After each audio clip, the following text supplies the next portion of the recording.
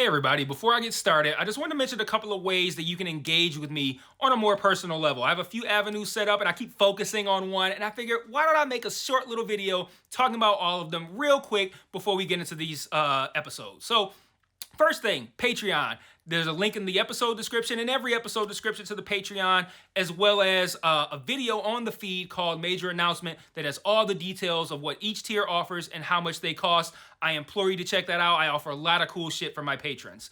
Second thing, the Discord channel. There's also a Discord link in the episode description and in every episode description. I have multiple channels set up there for each show that I'm covering, and it's a great way to just engage with me. I have a channel set up for MMA talk as well. I'm a big MMA fan, so if you're an MMA fan, you can check that out as well. There's a link to the Discord in the episode description. And then lastly, the Facebook and Twitter. Social media. Follow me on there. I post news on there. When I say news, I mean like, hey, I'm stopping covering this show. Hey, I'm starting covering this show. Let me know what you think about this. I do live watches of things on Facebook where like I'll check in and say I'm watching so-and-so show, and then I'll like live comment while I'm watching it, and that'll be cool if maybe you watch that show too and you want to watch along with me, or you're watching it later and you will see my thoughts, which are usually pretty entertaining because I'm usually pretty high when I'm writing them. So check out all those links in each episode description, and let's talk about this episode. Peace. One mic, one mic. Yeah. All I need is one mic. One mic. Yeah. All I need is one mic. One mic. One mic. Hey everybody, welcome back to One Mic, and today I'm here to talk about Season 2, Episode 5 of HBO's Perry Mason. This is Chapter 13. So, this was definitely my favorite episode of the season so far. You know, I love how we integrated the Gallardo's backstory into this show because it's helping to provide not just motive, potentially, for the Gallardos, but it also kind of makes them sympathetic as well. We're going to talk about that when we get into talking about the story. But I also liked how the story in this season has kind of evolved, right? So, you know, it started episode 1. It kind of felt like a flower that hadn't blossomed yet. It was still like a bulb, right? And it was like, okay, we got, you know, there's this Brooks McCutcheon guy, there's this boat, this casino on there, there's a fire, now he's dead. Like, okay, I'm kind of interested, but I don't really know where this is going. But now this flower has blossomed, and it's blossomed into a lot of different things. Like, it's a story about betrayal, racism, justice, infidelity, like just all kinds of good stuff. And it's a simple show, but it's just good, simple storytelling. And I really like a lot of what they did in this episode. So let's get into it. We're going to start with Perry. I'm going to kind of break down this episode by character. We're going to talk about Perry. I'm going to talk about Della briefly. I'm going to talk about Paul, and then we're going to wrap up. So Perry's name continues to get slandered in the press. There's a nice sequence to open the episode where the guy that Lydell hired to slander Perry on the radio, we're hearing that audio over video of the trial, you know, just getting underway. And this guy is really pushing kind of like a court of public opinion angle, which is really going to just undoubtedly turn people toward Perry even more than they already are. But, you know, Lydell has this guy really working Perry over because at the end of the day, you know, they've made justice a central focus of this season, which, I mean, it's a lawyer show, right? Of course justice is going to be a focus. But all of the things that play into the illusion of justice are being tackled in this show.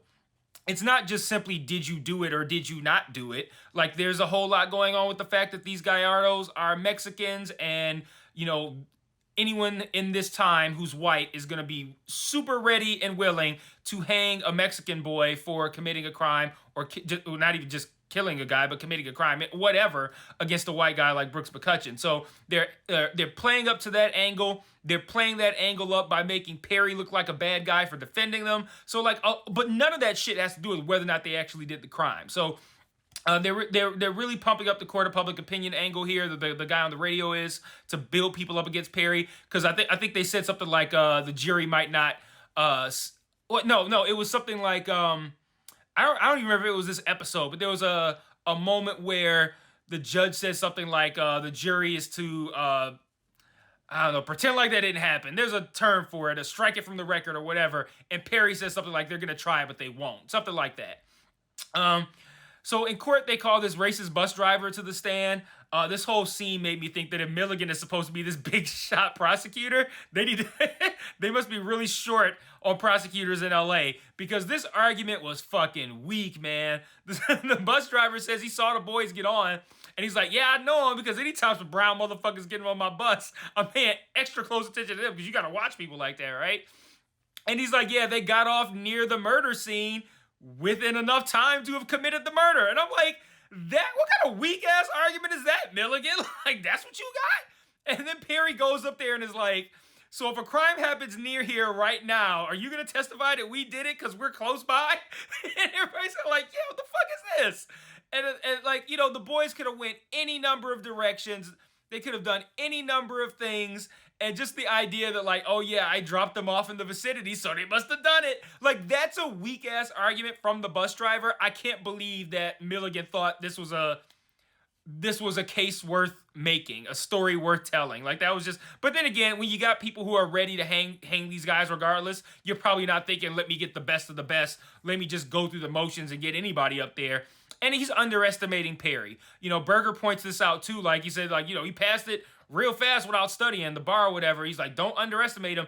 He was underestimating Perry by delivering this weak ass argument with his bus driver, and Perry completely picked it apart. And yeah, that's what he gets. And I don't think Milligan learned his lesson either. But after Perry tells the Gallardo women that he has to focus the jury on a different person other than the boys, the women tell Perry about the money that we saw them find at the end of the last episode. And it's revealed that the boys were paid by a guy named Ozzie Jackson to do the crime. And then for some reason, at the same time, Berger and Milligan are all of a sudden ready to accept that plea deal, which I don't even think is a good deal. and it's a shit. Like, the only thing about the deal is, like, you can't kill them. That's it. And now they're ready to accept the plea deal out of nowhere. I like, man, there's still so much for us to learn. So Paul sets off to find Ozzie Jackson, since he's part of Melvin Perkins' crew, which, side note, I love how that brings these two plot lines together, right? Because didn't I say earlier on that I'm wondering how Paul's storyline is going to integrate with Perry's, because you can't keep them separate all season.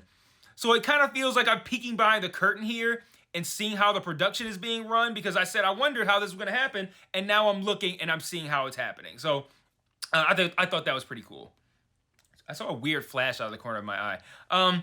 Back in court, a fingerprint analyst is on the stand now, stating that it's definitely Raphael's fingerprint that's on Brooks' steering wheel.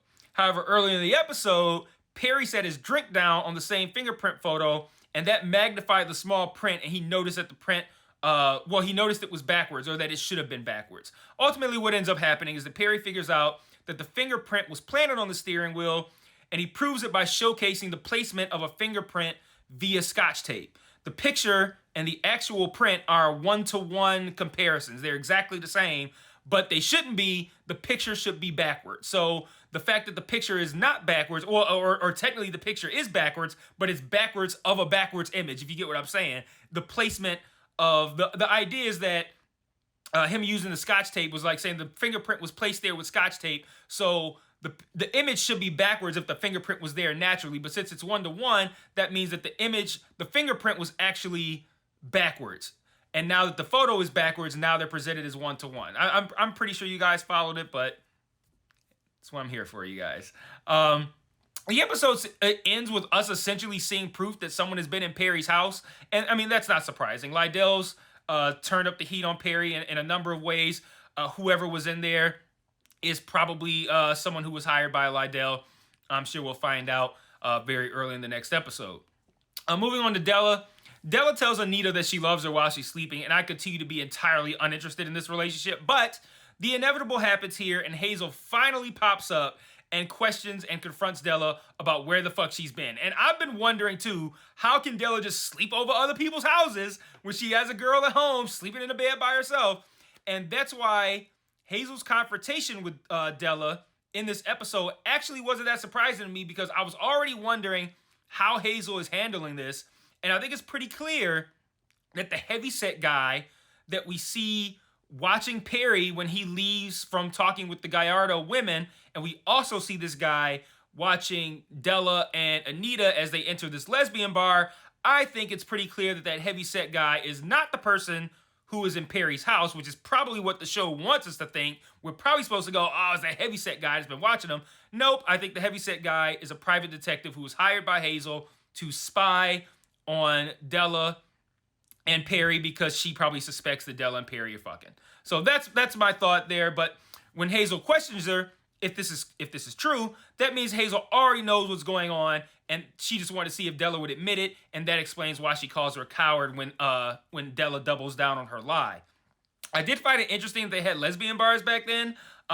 They had to be simultaneously like a nerve-wracking experience because you're like, if I get caught, this is a huge problem, especially if you're Della, who's out here playing a beard to the DA. She's definitely going to be in problem, and has a significant other. Definitely would be a problem if she got caught. But at the same time, it's probably a huge relief to have a place like that to go in a time where you're not accepted or vilified, to have a place where you can be yourself and be free. So like that's how people feel right now, probably in any kind of gay bar, right? They just don't have to worry about the fact that like if a gay bar gets ransacked in the 30s, it's going to go way worse for them than it is now. Well, I can't say it's going to go way worse for them now because you motherfuckers shooting up gay bars now. So, I mean, who knows? But tried to find a positive, and there it goes. What can I say? Moving on to Paul. So, Paul visits Vincent Taylor, who's Noreen's brother and the councilman for the district that Brooks' stadium was built. We learn in the opening scenes that the stadium was built over the Gallardo's neighborhood, and furthermore, that when they ran them out of their houses, they set the homes on fire, and that the Gallardos had a kid sister in there who was burned alive. Chilling moment. They don't say it directly, but you make the realization when Raphael's telling the story, and he says something like, I could hear her screams all the way up until I couldn't. Yeah, so talk about motive. That'll do it. That happens to me. I'm killing Brooks for free. You have to give me $2,000, and I'm taking shooting lessons and all this kind of shit, renting guns. No, I'll stab Brooks in the face and go to jail for it, and we're good. We're good. But that's just me. So Vincent essentially tells Paul to fuck off when he mentions Noreen and insists, and Vincent insists, not Paul. Vincent insists that Noreen was just merely in a car accident. Paul later finds Ozzie Jackson via Melvin Perkins, and Melvin makes him beat answers to his questions out of Ozzie after Paul reveals that he's the person who had been taking the pictures of Melvin, and thus the reason that Melvin got caught up with the police and whatnot. We ultimately find out that Ozzie was paid 10 G's for this job. Paid the Gallardos too. He paid Perkins nothing, which got him some extra hits, I think. He's paid by a white guy, duh, with a wife who is hooked on heroin and drives a blue Lincoln. So that's what we're going to be looking for heading into episode 6. Ozzie expects her to return. He's like, you got motherfuckers hooked on H. They always come back, which is true. I agree. I expect her to come back as well. So this is getting really good and exciting. I'm interested to see what's happening. I'm super curious who this white guy with the wife hooked on heroin is. We haven't seen anybody on drugs yet. So there's a possibility that this could be a new character. I hope not, but I don't know. We'll see. Really excited to see where this goes. So, got through this one pretty quick. Closing out with a couple of thoughts. I thought it was weird how in the flashback at the baseball stadium when Mateo proposed, he moved back and forth between speaking English and Spanish. Like, I get that in Perry's presence, but like if Spanish is your first language and no one is around other than other people who speak Spanish, why would you ever switch to English? Like, was that for the viewer? Is that for me? Because all it did was take me out of it. Because I'm like, why would you do that? Like, why would you just randomly start speaking? It's 3 of y'all. Y'all all speak, 4 of y'all. Y'all all speak Spanish. Wait, was it 3 or 4 in that scene? No, it's 3 in that scene. Y'all all speak Spanish. Why are you switching to English randomly, like back and forth, for the proposal, no less? I don't know. And then going back and forth between languages, like I feel like they think that that's a good thing, but for me, it's more irritating than reading captions. Like I'd rather just read the captions and let them speak Spanish. I don't know. That's weird. That was a weird decision to me. I don't know. Do people who have a second language, do you randomly float back and forth between languages like that? Like, is that how it really is? Because if it is, I retract that criticism. Still don't trust Teddy's teacher. I think she's probably working for Lydell. I don't know. She's just way too aggressive. Does the fire that happened to the Gallardo's home explain the scarring on Raphael's neck? Like that happened when he tried to go save the sister? I'm acting like it's on my neck. Did that happen when he went to go save the sister? I don't know. Probably. Did anyone else notice how weirdly the teachers stand? I know it's a weird thing to notice, but she like has her hands on her hips, but like the hands are like in the front. I'm like, that's a weird, like she looks, that's a really weird way to stand. I've never seen anyone stand like that before. And lastly, I don't like where Pete talking to Milligan is going. Not a fan. I feel like Pete's betraying or will betray Perry, and I don't like that. I don't know. I'm not a fan. So let me know what you guys thought about this episode. I really enjoyed it. I really like where this season is going. I believe we have 3 left, so lots more to figure out. Should be a good final 3 episodes. I will see you guys next week on time. Now that I'm healthy and officially caught up, I will see you guys next week on time for episode 6. And until then, peace.